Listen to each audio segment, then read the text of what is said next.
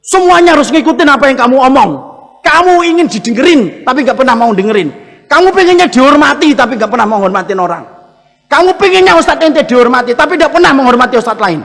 Enak betul cara ente beragama. Bubar jalan kalau kayak gitu tuh. Bismillahirrahmanirrahim. Ustadz, bagaimana kita sedang bertaruh dan taruh kita ternyata berbeda manhaj. Apa yang harus dilakukan? Meneruskan atau melepaskan? Manhajnya yang dimaksud apa ini? Kalau dalam konteks manhaj Ahlussunnah wal Jamaah dengan adanya perbedaan para ulama, tidak ada masalah. Sekarang itu Bu, ada sebuah fenomena, iman itu lebih rendah daripada kata manhaj. Jadi kalau belum bermanhaj itu belum saudara, ini salah. Ini saya merespon, mengapresiasi beliau ini baik sebenarnya niatnya. Tapi saya cuma meluruskan pandangan umum, bukan kepada beliau, pandangan umum. Hari ini Bu, secara umum, orang-orang yang ngaji, kadang-kadang itu, ketika mereka belum paham arti manhaj yang sebenarnya, itu seakan-akan manhaj itu perkataan ustadznya itu manhaj. Yang kalau tidak dikatakan ustadznya, bukan manhaj dia. Karena dia menempatkan ustadznya sudah kayak Nabi. Ini kisah nyata, ada seorang wanita nge-DM istri saya neruskan ke saya. Ini masih saya simpan di handphone.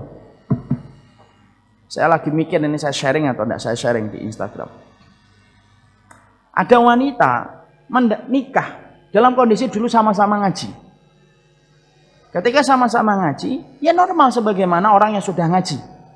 Sampai suaminya ngaji kepada satu kelompok. Setelah dia ngaji kepada kelompok ini, pekerjaan suaminya itu hanya menghujat terus di rumah. Dia selaku istri mengingatkan, jangan sering menghujat lah. Kurang lebihnya begitu. Mengingatkan saja dia. Dan selalu ketika dia memberikan nasihat kepada istrinya, suaminya supaya tidak gampang menghujat, tidak gampang mencela orang. Suaminya selalu mengatakan bahwasanya istrinya tidak paham manhaj. Padahal yang dilakukan istri itu apa? Hanya mengingatkan supaya tidak gampang mencela, menghujat. Ini istri saya jadi saksi nih atas apa yang DM yang beliau kepada saya dan saya membaca sendiri. Lalu kemudian akhirnya ketika saya memiliki sikap supaya saya itu mengajak dia tetap menghormati, oke lah kita tidak melakukannya, tapi kita harus menghormatinya. Setidaknya tunjukkan kita ini tidak gampang menghujat. Mungkin kurang lebihnya begitu. Suaminya akhirnya kemudian menceraikan istrinya dengan atas nama tidak lagi satu manhaj. Padahal istrinya, saya itu tidak pernah melakukan apa-apa. Bibu itu panggilan istri saya. Saya itu tidak pernah melakukan hal-hal yang kemudian selama ini yang menurut saya kurang. Saya pun tidak melakukannya. Saya hanya mengkondisikan suami saya supaya sikapnya jangan sampai berlebihan. Dicerai sama suaminya, punya anak satu, umurnya 1 tahun. Lalu sang laki-laki sekarang sudah nikah dengan wanita yang katanya satu manhaj dengan dia. Padahal saya tidak melakukan apa-apa. Saya tidak kemudian melakukan tindakan dosa besar. Saya tidak membuka aurat. Saya tidak kemudian menganuin keluarganya. Saya melaksanakan kewajiban. Kesibukan saya hanya ngajar anak saya. Itu pun anak dia. Apa yang salah dengan saya? Coba ibu, kalau dengarkan curhatan kayak gitu. Ini wanita beriman loh. Dia pakai hijab. Dia juga kajian. Juga paham tentang Islam.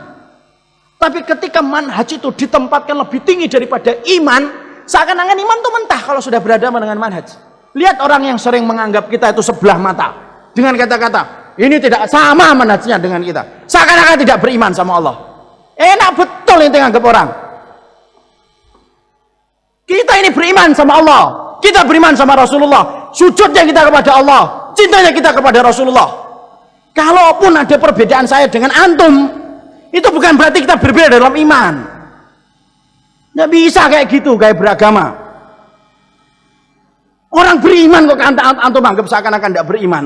Coba kita bayangkan ibu, seorang wanita dicerai gara-gara dengan suaminya mengatakan kamu tidak satu manhaj dengan kami. Enak betul ente ngomong. Enak betul ente benar bicara. Semuanya harus ngikutin apa yang kamu omong. Kamu ingin didengerin, tapi gak pernah mau dengerin. Kamu pengennya dihormati, tapi gak pernah menghormatin orang. Kamu pengennya ustadz ente dihormati, tapi gak pernah menghormati ustadz lain. Enak betul cara ente beragama. Bubar jalan kalau kayak gitu tuh. Nggak bisa kayak gitu tuh. Kita harus paham dulu arti manhaj itu apa. Manhaj itu tata cara kita beragama yang ngikutin Rasulullah dan para sahabat. Dengan mengetahui setiap perbedaan-perbedaan yang terjadi di antara mereka.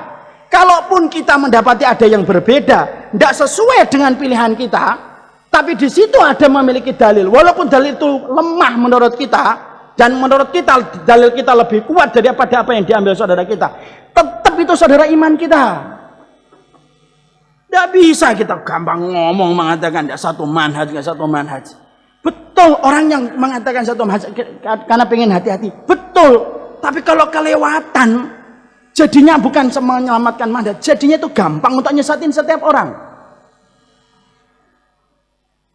Tidak bisa kayak gitu.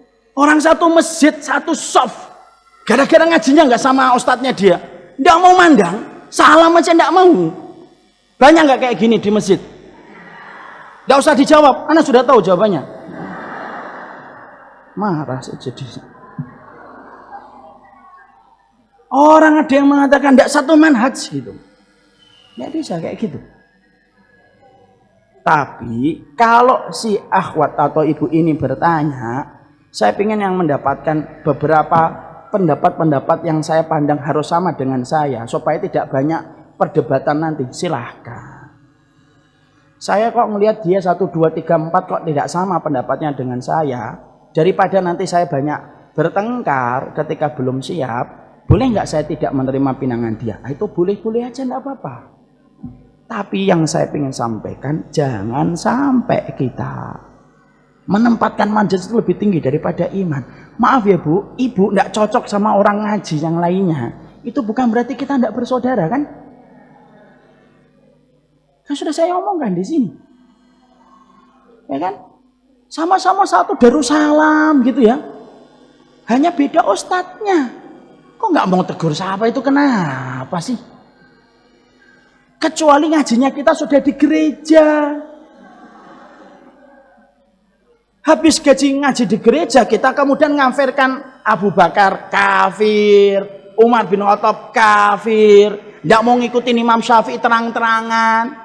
Bolehlah kita ini sudah beda dalam perkara-perkara pokok. Perkara pokok aja kita berbeda kok. Saya tanya sama ibu punya komitmen nggak untuk mengikuti Rasulullah? Beriman nggak kepada para sahabat? Nah itulah satu manhaj kita. Kecuali ada di antara ibu mengkafirkan para sahabat Nabi. Ada di antara ibu yang menganggap ada seorang Nabi dan ada seorang Rasul setelah Nabi Muhammad. Ah itu beda manhajnya dengan kita. Paham sampai di sini? Ustadz kok marah? Saya nggak marah. Mengingatkan aja. Alhamdulillahi Rabbil Alamin.